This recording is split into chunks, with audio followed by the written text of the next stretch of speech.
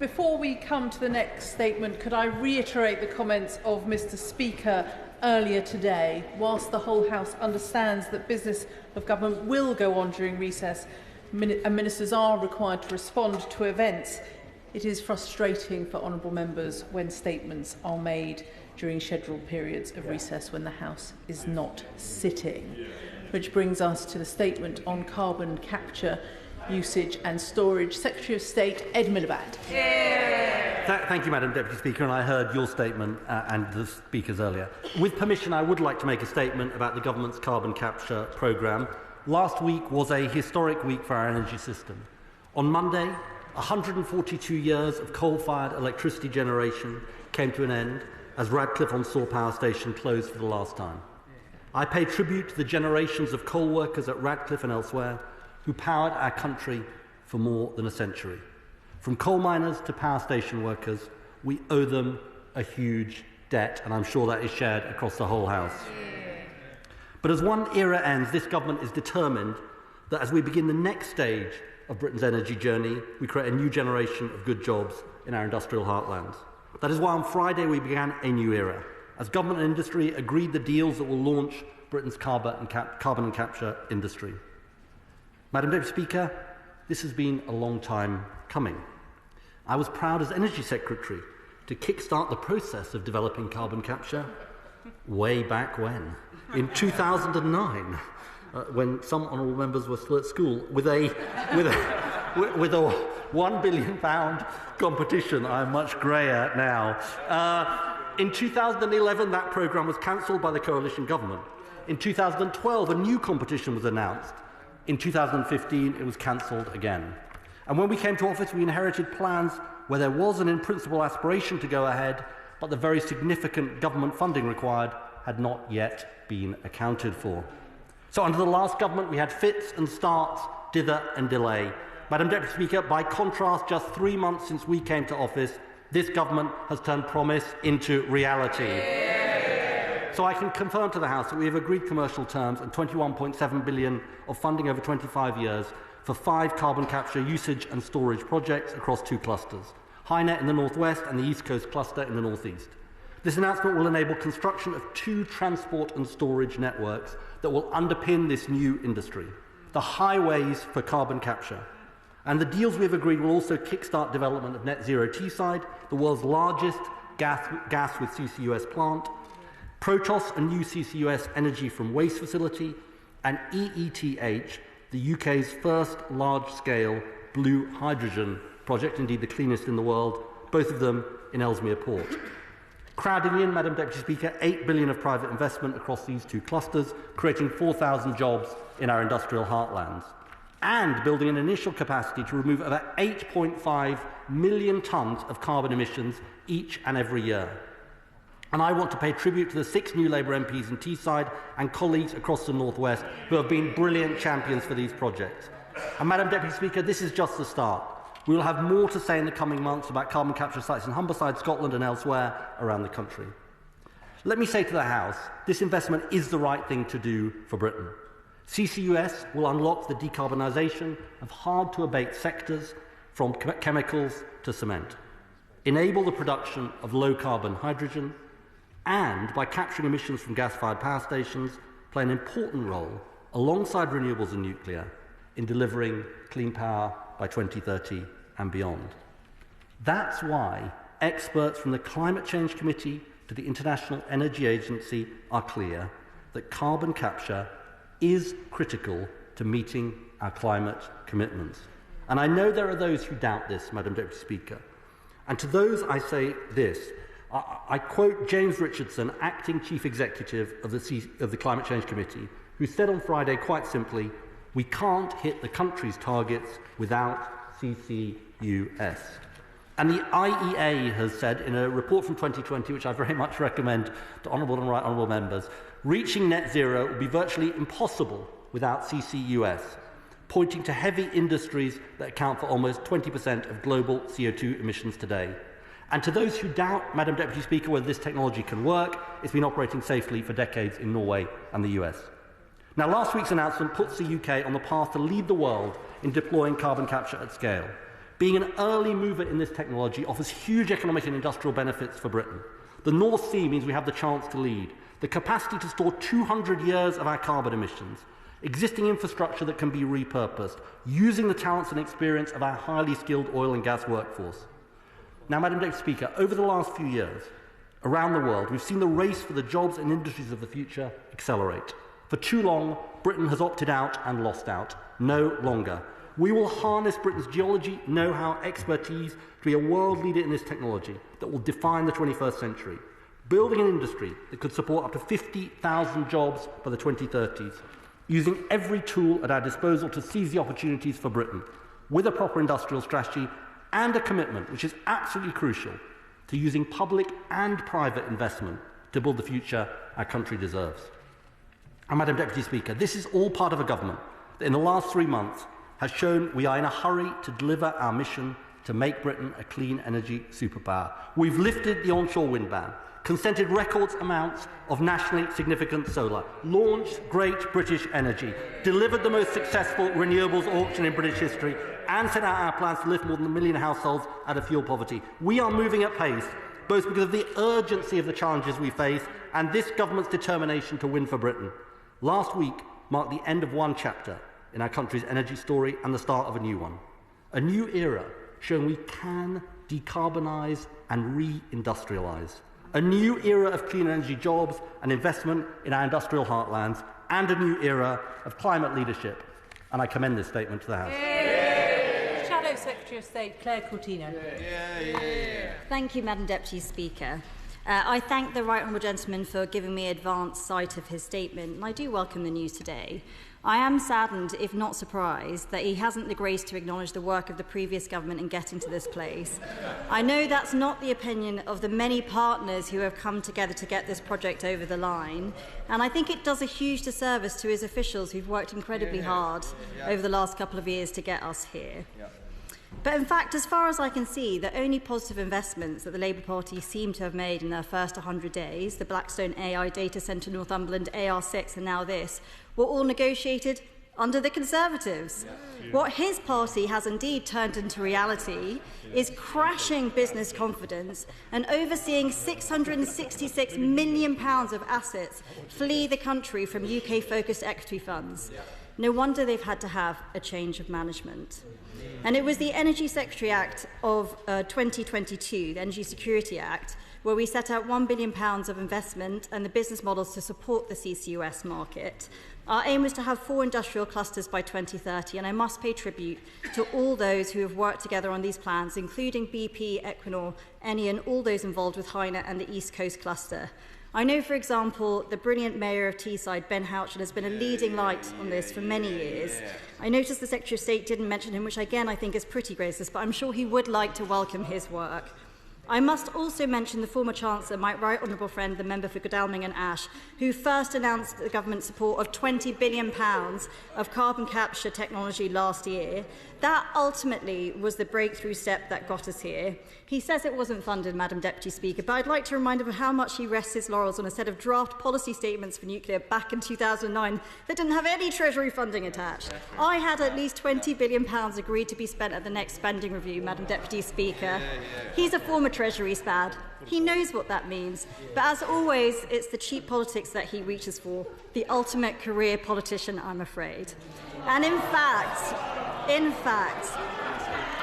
the funding that we had announced, which ran for 20 years, is around £200 million more per year than what he has set out today. So could he confirm that the projects have not been scaled back, or if so, where the losses have been made? We also have not had any word on the Track 2 clusters, Acorn and Viking, which we were due to make progress on over the summer, which were conspicuously absent from the Secretary of State statement.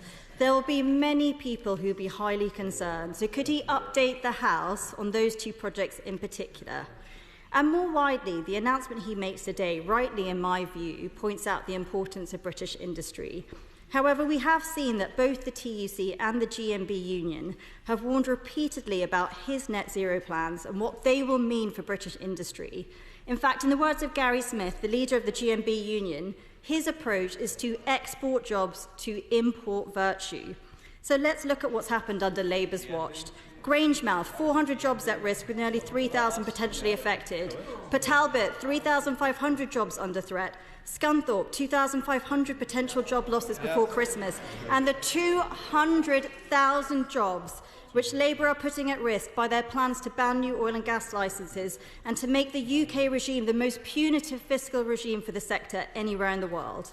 So when will the Secretary of State publish the impact on jobs of his plans for the North Sea? When will he publish the impact of its effects on investment in clean energy?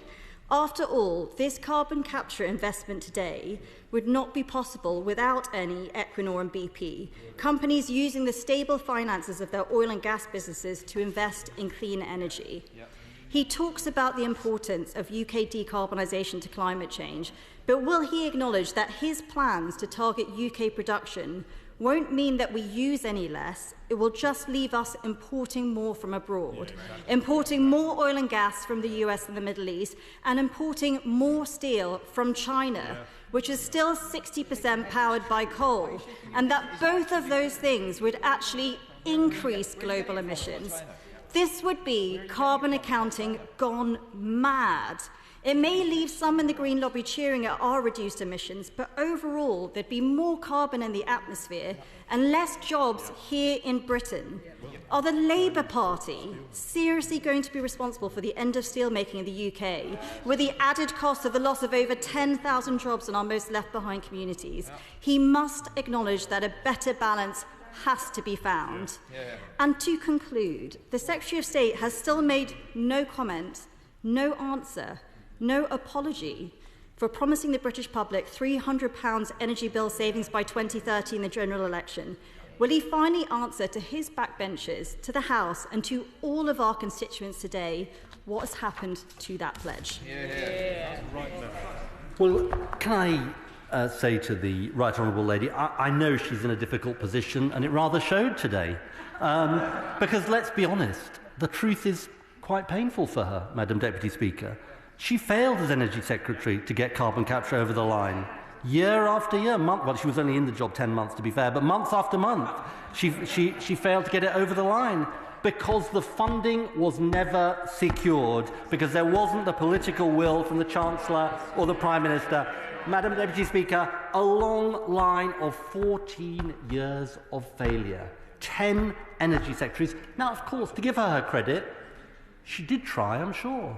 But there was just dither and delay. Because when we came into office, the funding wasn't accounted for. It hadn't been done as part of a spending review. It just wasn't there. It was just a vague promise. And now, it is, of course, quite difficult for her, and maybe we should have a little sympathy for her, but she has to come to the House today and see what a government actually delivering looks like. Now, let me deal with her questions in turn. First of all, she has the brass neck to say that somehow the problems at Grangemouth and Port Talbot are because of the negligence of this government. Let me tell the House about Grangemouth, because I came into office with the closure of Grangemouth already announced, was likely to happen, already been announced, and I've had more conversations with my counterpart in the Scottish Government than probably 10 years of Tory ministers, because they just weren't interested, Madam Deputy Speaker.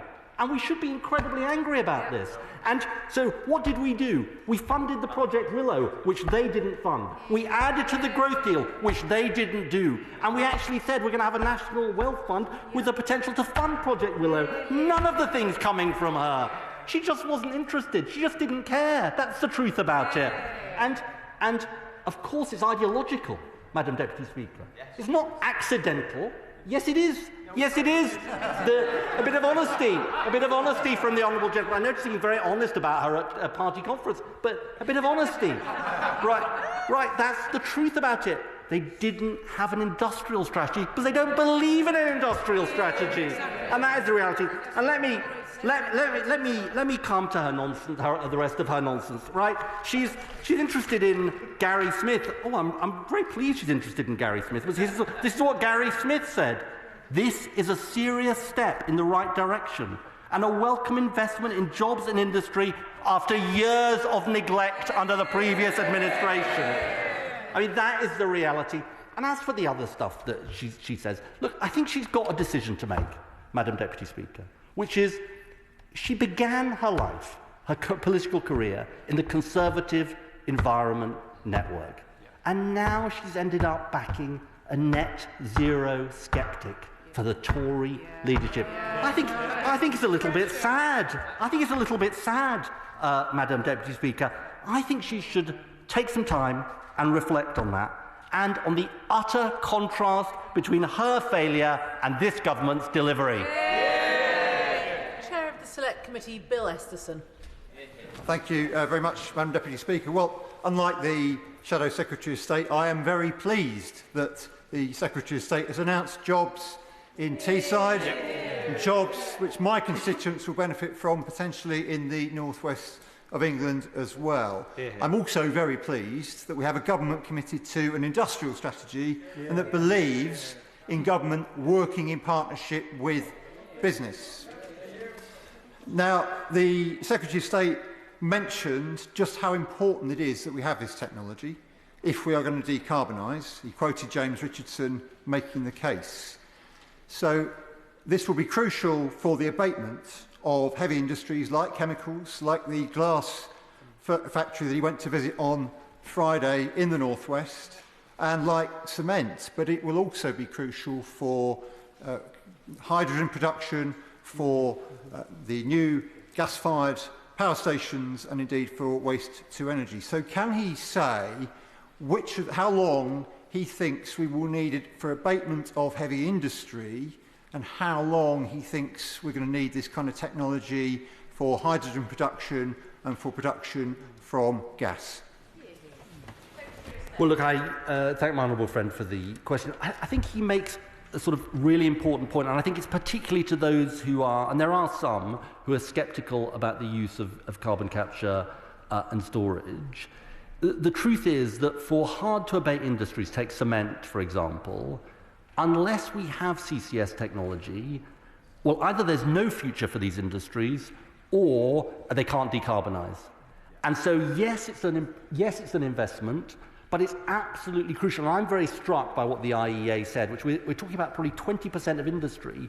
And in a sense, I think we're doing the right thing for Britain, and we're also setting an example to the world. The truth is that, I always say on these occasions, when it comes to, for example, blue hydrogen, when it comes to gas with CCUS, we need all the technologies at our disposal on this decarbonisation journey.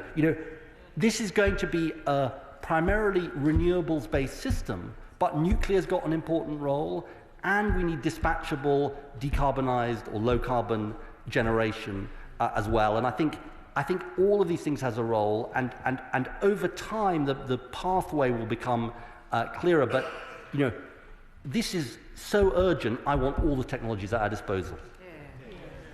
And for the Lib Dem spokesperson, Pippa Heylings.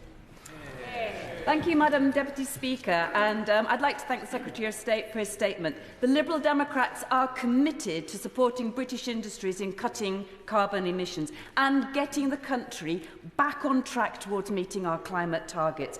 And I agree, it can't be emphasised enough how significant it is that this announcement comes at the same time as we hear about being the first industrial nation to close its last coal-fired power plant and be dependent on that for 150 years. So, that is absolutely clear. So it's clear that the future is with renewables and with clean energy, and it's there that we need to bring the urgency and the scale of investment.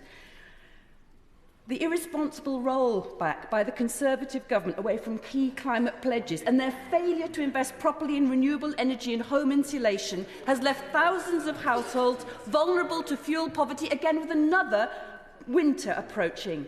And this failure to move forward at pace, decarbonising our industries, our transport, our homes, has left us needing to take difficult decisions.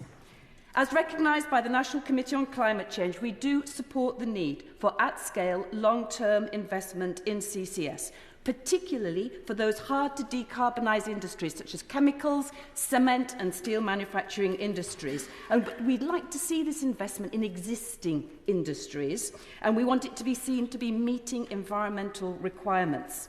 And while we're on history, I think there's a bit of history being played. Like, look back, it was Sir Ed Davey in 2012 who did launch again the new carbon capture storage, which was then yet again cancelled and by the Conservatives. But however, whilst carbon capture storage is a key tool in reaching net zero, it's also very expensive and complex, and evidence, I think, is still scant in terms of its efficacy.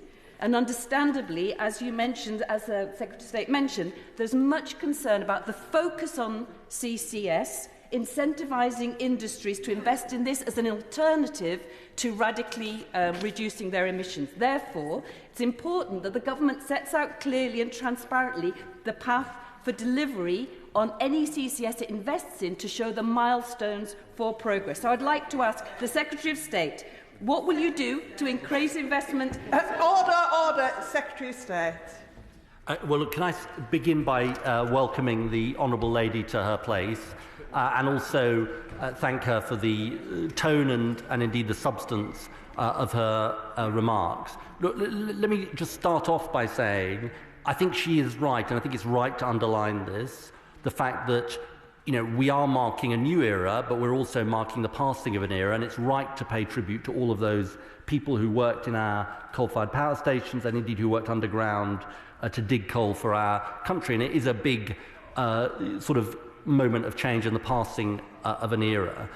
On her broad points about CCS, my sort of philosophy here is that we want zero carbon power where we can, but we also need carbon capture as well, for those hard-to-abate sectors in particular, and so we can have not unabated gas, but gas with CCS, for example, or hydrogen power. I just want to make one point, because she raises this question of cost. If we'd been having this conversation 15 years ago, when I was the Secretary of State, and when indeed I was much younger, well, 15 years younger, to be precise about it, some people were saying, good at maths, some people were saying at the time, offshore wind, why are you subsidising offshore wind? It can never be competitive with fossil fuels. And now it is among the cheapest technologies to build and operate. And that is what deployment does for you. That is what the combination of public and private sectors working together does for you. So, yes, there is an investment here, but I think a far-sighted, forward-looking government has to make those investments, and I welcome her support. Gardiner. Thank you, Madam Deputy Speaker. I rather hoped that my right honourable friend was going to start his statement today by saying, as I was saying before, I was so rudely interrupted. Look, I've waited so long to have a Secretary of State saying this from the dispatch box. I'm delighted. My right honourable friend knows that carbon capture technologies, though, reduce the energy intensity of fossil fuels by up to 25%, making its electricity much more expensive than from renewables. So can the Secretary of State confirm that CCUS will not simply be used to allow the continued extraction of fossil fuel for our power sector, but only for the hardest to abate heavy industries and for the production of green hydrogen, thereby keeping domestic fuel bills low and delivering on this government's commitment to decarbonise our power sector by 2030 through much cheaper renewables and nuclear, not by more expensive gas with CCUS. And finally, can I just caution him against swallowing too much of the hype around blue hydrogen? Well, look, can I thank my honourable friend for his question, and he speaks with great knowledge and expertise on these issues. And yes, he's absolutely right on the hard-to-abate sectors. I think, the thing I would say to him is what I said earlier to my honourable friend from the Select Committee, which is, I think, there is a role for both in terms of hydrogen, blue hydrogen, and gas with CCUS. But that is within the context of a primarily renewables-based system with also nuclear as well. So it goes back to this point about needing all the technologies at our disposal if we are to surmount the challenges we face. Martin Vickers. Thank you, Madam Deputy Speaker. The Secretary of State will be aware that the Humber region is the largest area for emissions in the country, and it's vital that we make progress in that region. £15 billion worth of private investment stands ready. The Secretary of State mentioned further announcements in coming months. Could he perhaps advance that as quickly as possible in order that we can make first steps towards reaching our targets? Well, look, let me say to the honourable gentleman that this is a point of agreement between us. These are very important projects, and I thank him for his question. They were always envisaged as being two tracks. We inherited a significant degree of delay from the last government. We want these projects to happen as soon as possible, and this is something, as I said in my statement, we'll be addressing in the months ahead. Ryan Leishman. Thank you, Madam Deputy Speaker. I was happy to hear the Secretary of State's words last week when he said that industries shouldn't die and the government investment in Merseyside and Teesside is most welcome. Can he commit the same level of bold and transformative government action that will retain the Grangemouth refinery workers' jobs as they face the prospect of redundancies and their industry dying? I thank my honourable friend for that question, Madam Deputy Speaker, and this is something that he and I have indeed talked about. On Grangemouth, what we are advancing at speed, and in a way the last government completely failed to do because the project hadn't even started, is what they call Project Willow, which is seeking a future for Grangemouth, seeking a future for the site, seeking an industrial future for the site. He has my absolute commitment to use every lever at our disposal in government to try and make this happen. We have a number of levers available to us, which the last government didn't have, like the National Wealth Fund, and we are going to be working intensively on that in the coming months. Sir Julian Lewis. Thank you, Madam Deputy Speaker. The Secretary of State will know that until a few days ago, the Fawley refinery and chemicals complex run by ExxonMobil in New Forest East was planning a major carbon capture project which involved controversial pipelines either over sensitive areas of the New Forest or across the Isle of Wight. Now, they've temporarily pulled the plug on that, but one reason they seem to think they can't use a sea route, perhaps to feed this in to the North Sea outlet for carbon capture and storage, is the absence of purpose-built ships for the safe transportation of liquefied CO2. Could he perhaps look into the question of where we are with the development of safe methods of transporting the gas in liquid form by sea? Well, look, I thank him for his question, and I talked to the UK chair of ExxonMobil last week about this issue, and my honourable friend is, I believe, going to be meeting him later this week. Just for the benefit of the House, Madam Deputy Speaker, this wasn't either Track 1 or Track 2, it's part of the Solent cluster. But, we want all of the projects we can to go ahead. And, the Solent cluster has got real potential and is a really important part of this. The UK chair did say to me it was certainly nothing to do with the actions of this government, their temporary pause, but frankly the time it had taken, I fear, under the previous government to get going on this. But look, I undertake to the right honourable gentleman that we will continue our dialogue with the company about these issues, including on the more technical issues that he is talking about. Onwurah. Madam Deputy Speaker. This announcement is fantastic news for the North East and for the country. It will place us at the forefront of a climate-critical and growing sector. It will help reindustrialise regions which have been deindustrialised by successive Conservative governments, and it will deliver thousands of well-paid jobs you can raise a family on. But for the benefit of those with genuine concerns about the feasibility of this technology, as opposed to those playing party politics with innovation or those ideologically opposed to industry, Could he say a little bit more about the world-leading research and innovation which will carry on alongside this deployment, and particularly the carbon storage research facility and the work that it will do? Well, my honourable friend speaks with great knowledge of this. She is unusual in this House in that she's an engineer by background and actually knows about these issues.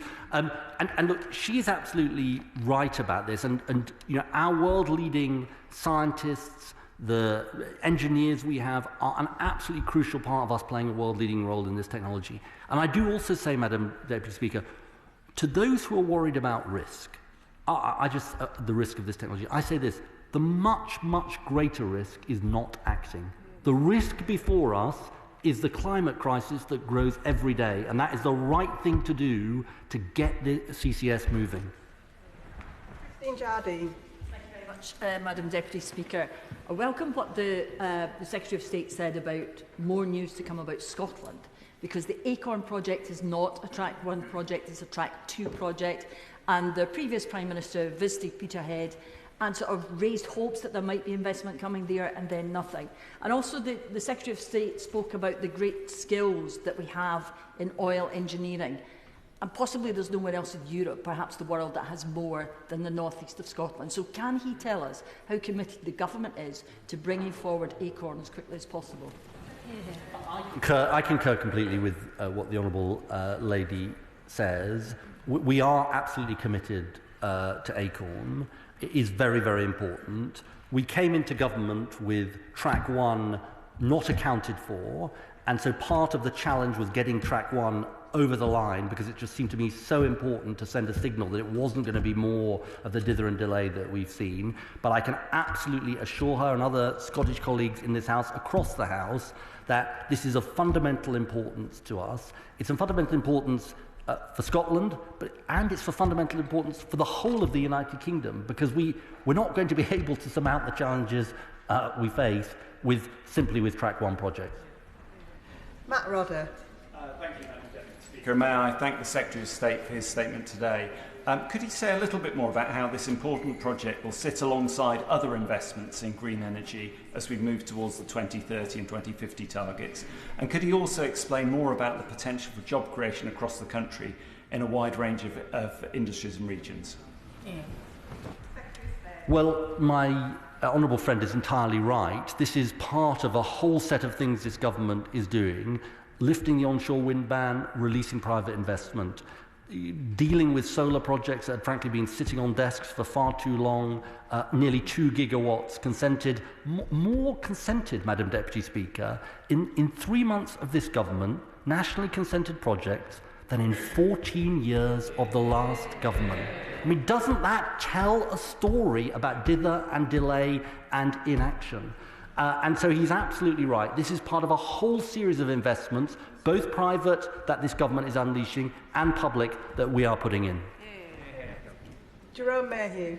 Madam Deputy Speaker, I'm pleased that there's an announcement on funding of blue hydrogen at Ellesmere Port. But what about Baxton, the gas terminal in North Norfolk? What is his plans to support blue hydrogen projects at Baxton, which would be ideally suited for the southern North Sea?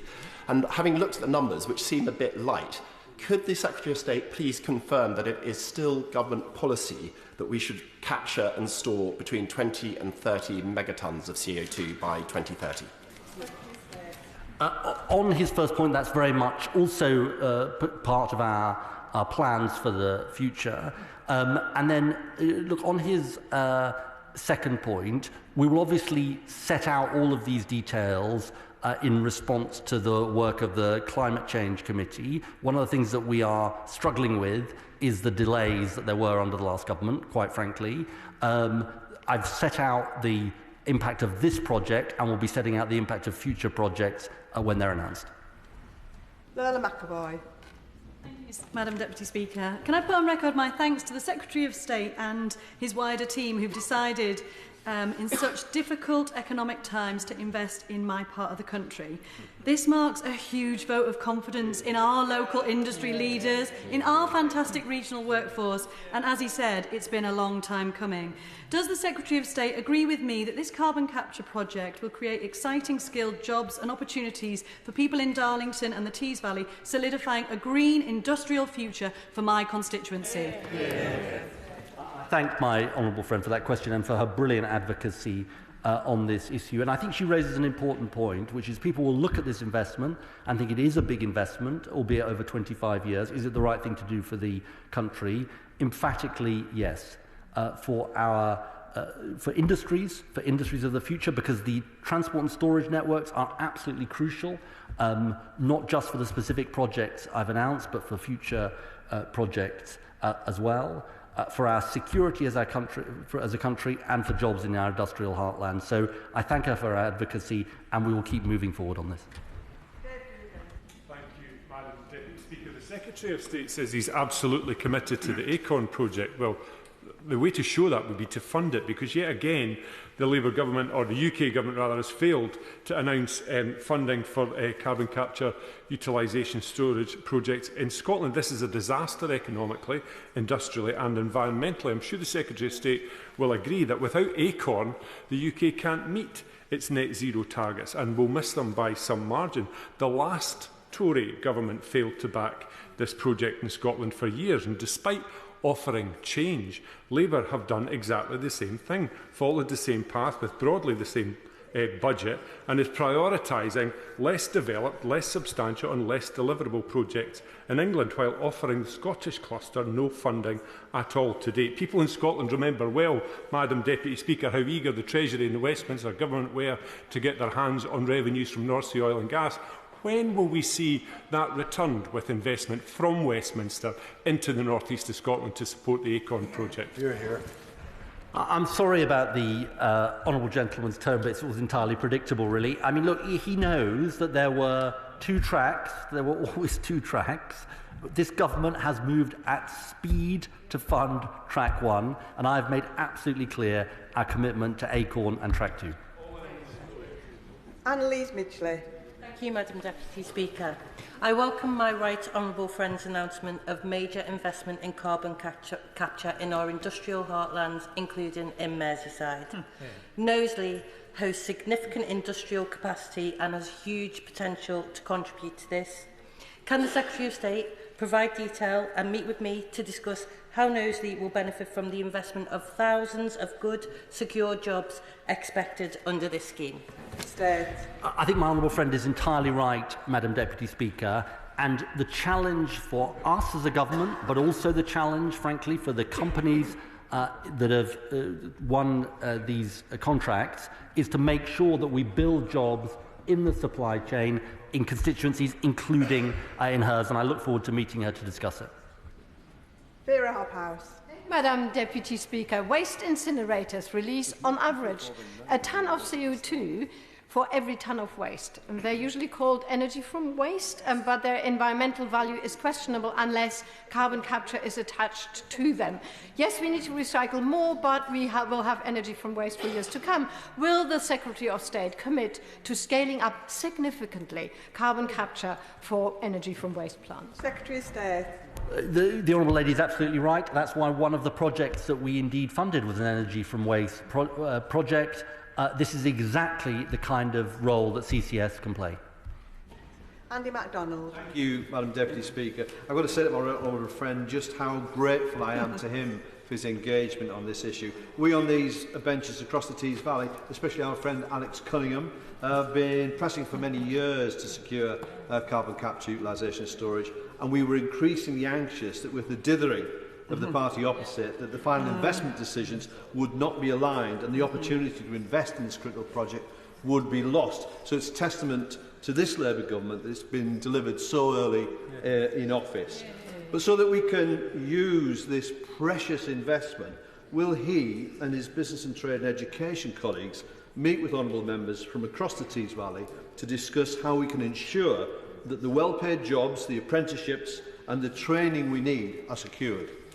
Secretary of State. Well, I thank my honourable friend for that question. I pay tribute to Alex Cunningham, also to him as a tireless advocate on this issue. And he makes such an important point, Madam Deputy Speaker, which also I said in response to my honourable friend earlier, which is we must make sure that now that we are delivering these jobs, they get to the people and places who haven't seen these jobs for far too long, and I look forward to meeting him to discuss it. Dr Andrew Morrison. Given the Chancellor's rhetoric about black holes, it's perhaps a little surprising that the government has managed to magic £22 billion for this. But I wish the Secretary of State well in his plan. I hope it works. Can I ask him, though, whether he shares my concerns that in doing this, we're going to reduce the drive to decarbonise industries, just like the use of waste incinerators has reduced the imperative to reduce, reuse and recycle waste, for example, in Westbury, in my constituency.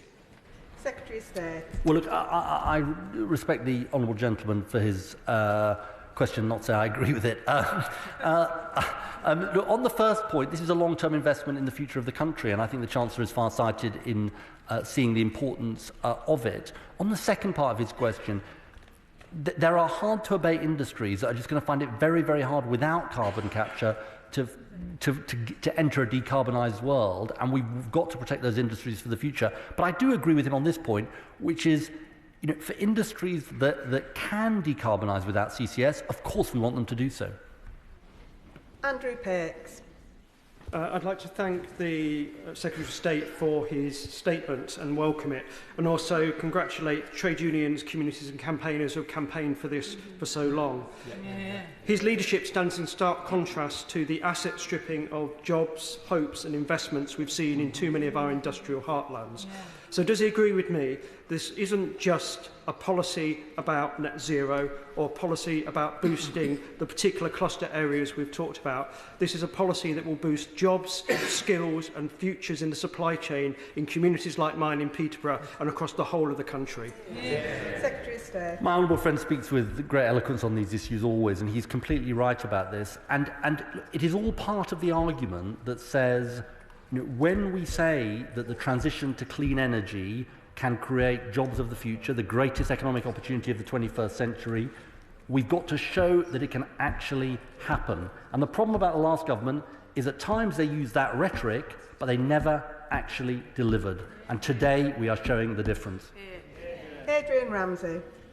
Thank you, Madam Deputy Speaker. The vast majority of carbon capture and storage pilot and demonstration projects that have been commissioned worldwide will, as the Secretary of State will be aware, have been cancelled or put on hold.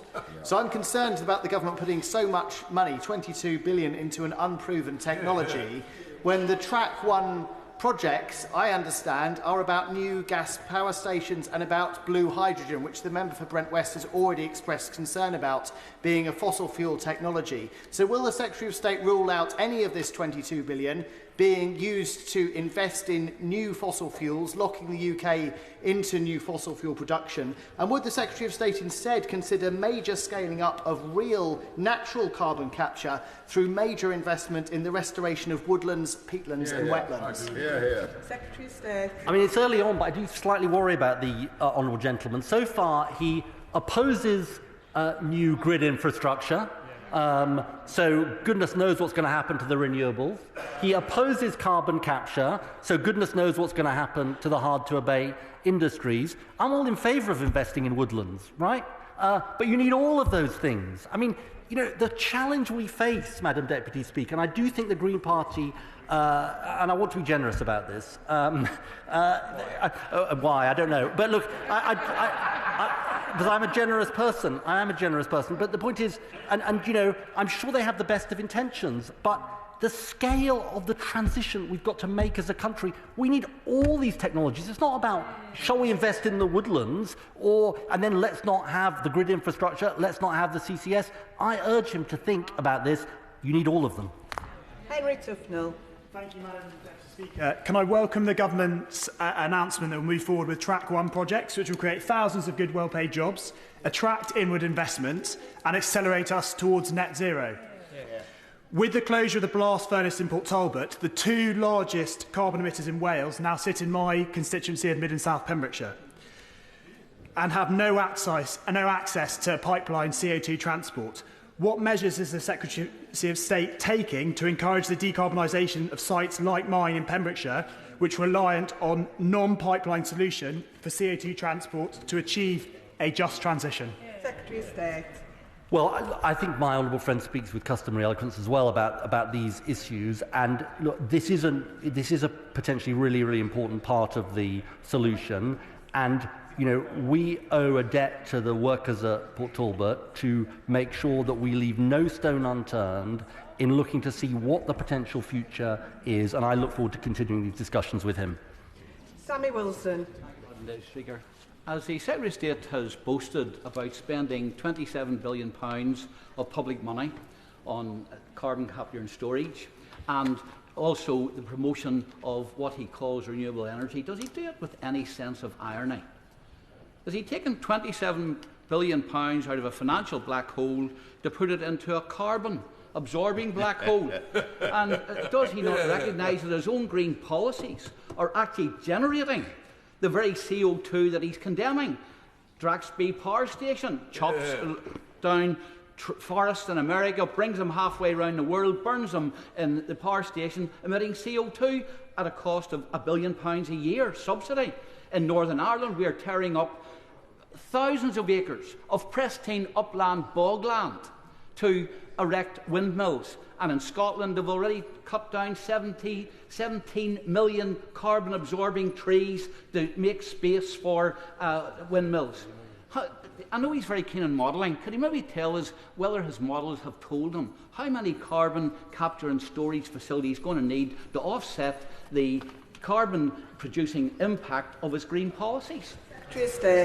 Well, I'll let the House into a secret, Madam Deputy Speaker, which is the conversation, if I can put it that way, between myself and the honourable gentleman goes back indeed to 2008, 2009, when he was shadowing me. So this is a long-running saga, and I fear I'm not going to convince him. I mean, look, I sort of disagree with him on so many levels. It's hard to sort of, it's hard to list them. I respect his point of view, but I think we're not going to agree. Alistair Strathern. And Deputy Speaker, this government has already shown in the last 3 months what can be achieved by rejecting the climate denialism the last government often seemed at risk of sliding into.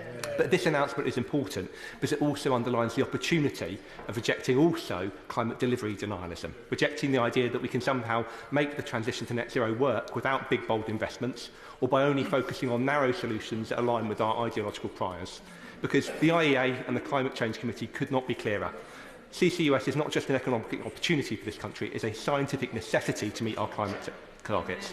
So will the Secretary of State make sure that we leave no stone unturned and no opportunity off the table in doing everything we can, not just to deliver on our targets, but to make sure we're making the most of the opportunities to reindustrialise parts of this country that have been neglected for far too long? I think my honourable friend makes such an important point.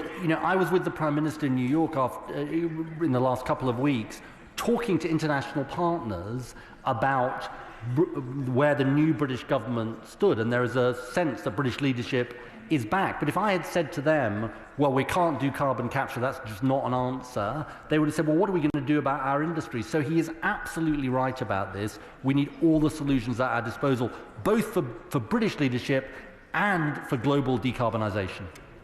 Edward Morella. Madam Deputy Speaker, the Secretary of State will know that it is vital that we reduce our greenhouse gas emissions if we are to avoid the worst ravages of a climate crisis that is already manifesting.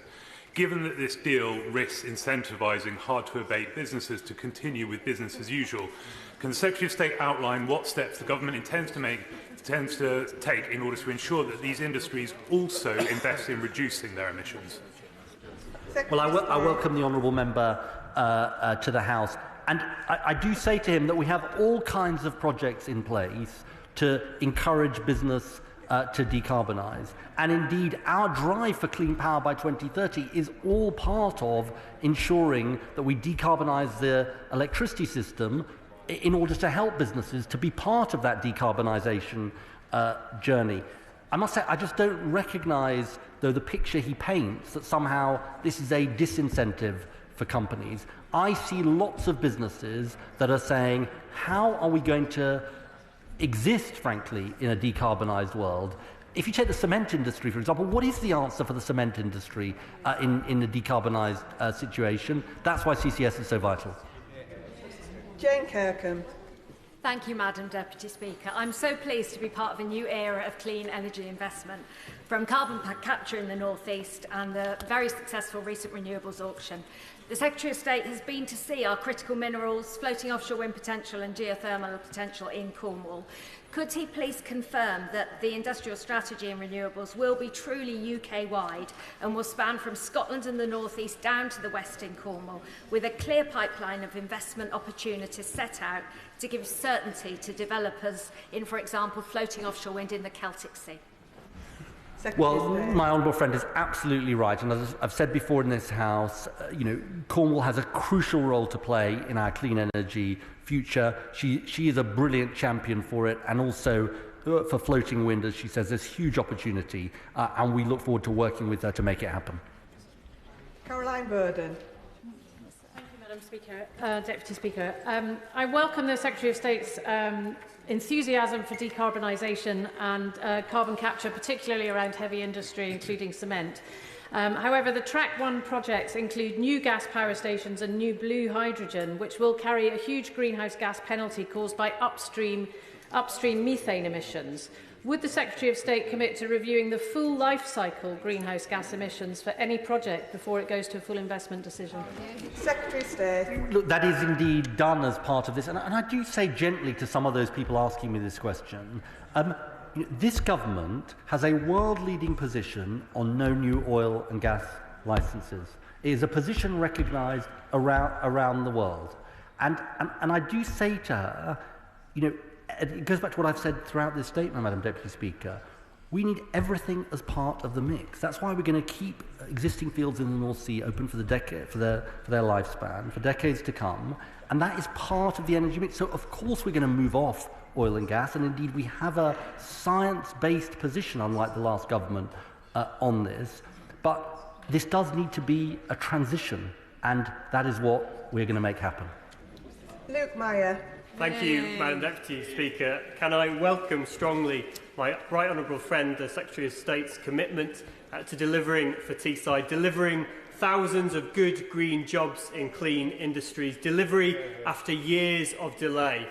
He knows, he's mentioned Solent earlier on, the risk that delay can pose to CCUS and to jobs. And so does he agree with me that it's absurd for the party opposite to try to claim credit for this after failing to deliver for 14 years, failing to commit any resources and leaving our industries in the lurch? I mean, the honourable gentleman is absolutely right. I mean, they cancelled the project twice. I mean, that tells you all you need to know about them. I'd forgotten about the second cancellation. I actually had to check. I couldn't believe it. They'd not only cancelled it once, but they'd cancelled it twice. I mean, that is going some, Madam Deputy Speaker. The truth is, Madam Deputy Speaker, that after 3 months, here's the reality: they talked, we acted. Harriet Cross. Thank you, Madam Deputy Speaker. The Secretary of State will know that the investment into these TCUS projects wouldn't be possible without the private investment generated from our oil and gas companies. In light of this, and in light of him again just confirming his policy on no new licences and other policies which are set to close down the North Sea, how will he ensure that this private investment continues so we can see more CCUS projects coming forward in the future? Secretary of State. I sort of listened to what the oil and gas companies like BP and Equinor said. They warmly welcomed this announcement, and frankly, it was a sigh of relief after years of promises and delay. Finally, we had a government getting it done. Richard Tice. Thank you, Madam Deputy Speaker. 10 million pensioners will find it utterly extraordinary that this government can find over £20 billion when they can't find £1 billion to fund the winter fuel allowance. £20 billion, Secretary of State, in what you've admitted today is a risky technology. I find myself in the rare position of agreeing with the co-leader of the Green Party on this. And the extraordinary thing is, this sum of money, this is almost £1,000 per household, Secretary of State. Will this sum of taxpayers' money, will it be added to general taxation when taxes are already at record highs, or will it be added to our energy bills that you've promised will be brought down? Let's be absolutely clear about this, Madam Deputy, because it's a very significant intervention by the honourable gentleman. Here we have the party that claims to be the party of working people opposing jobs for working people right across the country. It says all you need to know about the honourable gentleman. Outside this House, he pretends to be in favour of good industrial jobs for Britain. In this House, he opposes them. Thank you, Madam Deputy Speaker. Look, Secretary of State, I welcome the announcement that's been made. But the Acorn project in St Fergus between Fraserburgh and Peterhead, my constituency, has been waiting for years on the promise of jam tomorrow from the last lot. So, and I hear my colleagues on this side of the House asking for some definitive statement regarding progress on that project. I know it's a Track 2 project, but I'm deeply impressed by the extent to which you're prepared to move things forward rapidly. So can you give us some sort of timescale today with regard to the Acorn project at St Fergus, please?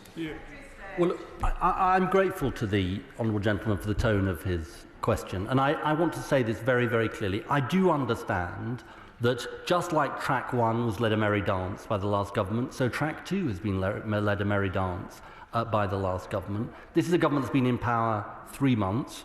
We are moving at speed. We've got Track 1 over the line. These are obviously decisions the Chancellor will have to make in the spending review for reasons he will understand. But I just say to him from this dispatch box, we are absolutely committed to Track 2, including Acorn. Brian Matthew. Madam Deputy Speaker, I welcome the statement by the Secretary of State. But carbon capture can be done in a number of ways. AD plants, for example, produce as much CO2 as they do methane. And that CO2 can be ducted into greenhouses to produce bigger tomatoes, bigger cucumbers, bigger lettuces. Will this natural carbon capture be included in this project and thereby help enhance our food security? Thank you. Secretary of State. Well, I'm all in favour of big tomatoes, Madam Deputy Speaker, and indeed improving our food security. Look, the honourable gentleman, I think, does, in all seriousness, make an important point about the uses to which CCUS can be put and the potential that there is, because we were at a glass factory on Friday, which was using the hydrogen, which is going to use the hydrogen that's coming from a new project. So they're going to be the beneficiaries of a decarbonised supply. So I look forward to further discussions with the honourable gentleman. And the final word to Jim Shannon. Thank you, Madam Deputy Speaker. Maybe not just the final word, but the final word will be the Secretary of State. Can I very much welcome the Secretary of State for his statement today? And I do, anybody ignores the carbon capture, usage and storage will do so at their power, and the Secretary of State is right to underline that, and well done. So I welcome this for the government commitment to carbon capture side. However, whilst the amount set aside is incredible, so too is the requirement that every penny brings an achievement.